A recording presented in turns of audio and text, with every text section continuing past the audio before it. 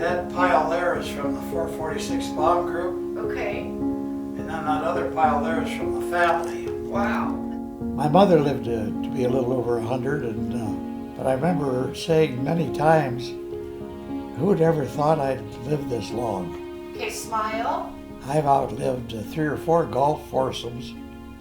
The problem is that you lose all your friends. Of course, then you make some new friends.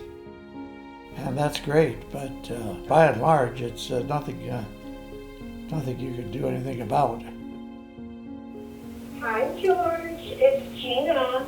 When we moved in this neighborhood, I think it's been about 10 years ago, I met George just from him being out on his porch and introduced myself. I wanted to give you a call and tell you how awesome it is that you're 100 years old. That's amazing.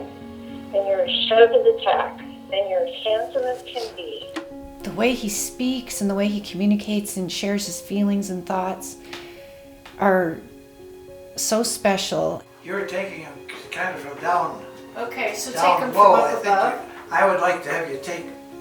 Up that high? Yeah. Okay. Get up high. Okay. I think you get the cards better that Okay. You look so handsome. Oh my gosh. It took me maybe 1 or 2 minutes to fall in love with him. He's such a great guy. I'm just really glad we moved to this neighborhood so that I could get to know George and have him in my life and our family's life.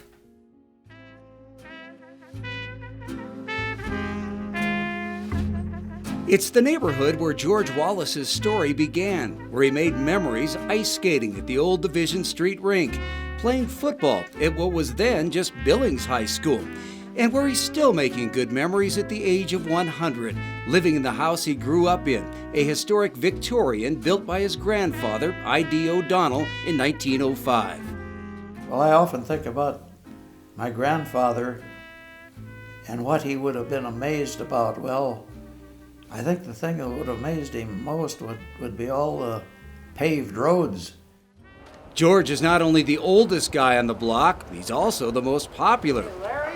Many of his friends have been stopping by to congratulate him on his recent milestone of becoming a centenarian, including a phone call from Jeff Choate, the football coach at Montana State. George, Coach Choate. Coach Choate? Hey, happy 100th birthday. It's pretty cool to know that we've got a living legend, and we can garner some history from you, and it was fun to do a little research on you. So God bless you, happy Thanksgiving, and happy birthday. Well, thank you a bunch. George played some football at Montana State, mainly to get a little exercise, he says, but he lettered and even caught a touchdown pass in the Bobcats' opening game of the 1941 college football season. It was the last football team that Montana State would field until 1945 because of what would happen just days after the season ended. Yesterday, December 7th, 1941, a date which will live in infamy. The level of divisiveness that existed during World War II was zero. Like most men his age at the time, George was soon a part of the war effort. He was first assigned to an office job, but found that uninspiring, so he signed up for pilot training. There's Nesbitt and Slutsky. A decision he admits he was having second thoughts about on his first combat mission over Hamburg, Germany. We turn on the bomb run, and I'm seeing up ahead a huge black cloud. I mean, just solid black. And I say to the pilot, "What's that?" "Flak." I started having second thoughts right away. Why did I leave that engineering job at Wright Field, Dayton, Ohio, to do this? Here's the day we flew our planes home. George would fly 21 combat missions and was honored with a Distinguished Flying Cross. And that was the last time I flew B-24. But his proudest moments would come after the war. Well, I'd say my greatest accomplishment is my family.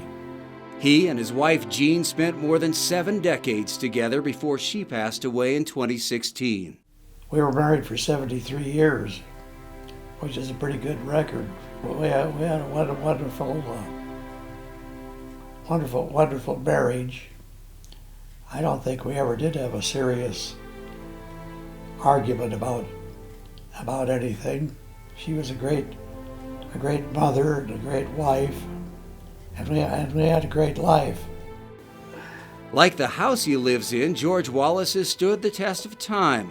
He stays active, enjoyed one of his favorite pastimes, pheasant hunting, until he was 90, still drives, and still works in his yard. And then I go downstairs.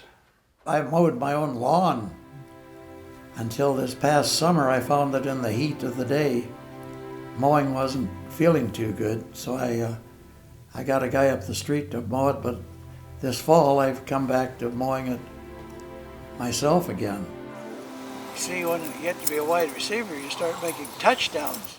I think one thing that's really neat about George is he keeps up with the times, and he has the internet, and he emails. He does live life and embraces life. He's been such a blessing in my life. It's just been really, really sweet that God gave me this chance to have this wonderful friend. At his age, George has outlived many of his old friends, but he's still making new ones along the way, living life to the fullest, one day at a time. Thank all of you. In the house where his long story began. Happy birthday. Thank you for your kind words. I feel right at home here. I don't want to leave here. The day I leave here will really be the last day of my life. Something I inherited from my grandfather. Because here is your good health and your family's good health, and may you all live long and prosper. I like that. In Billings, I'm Russ Riesinger reporting for MTN News.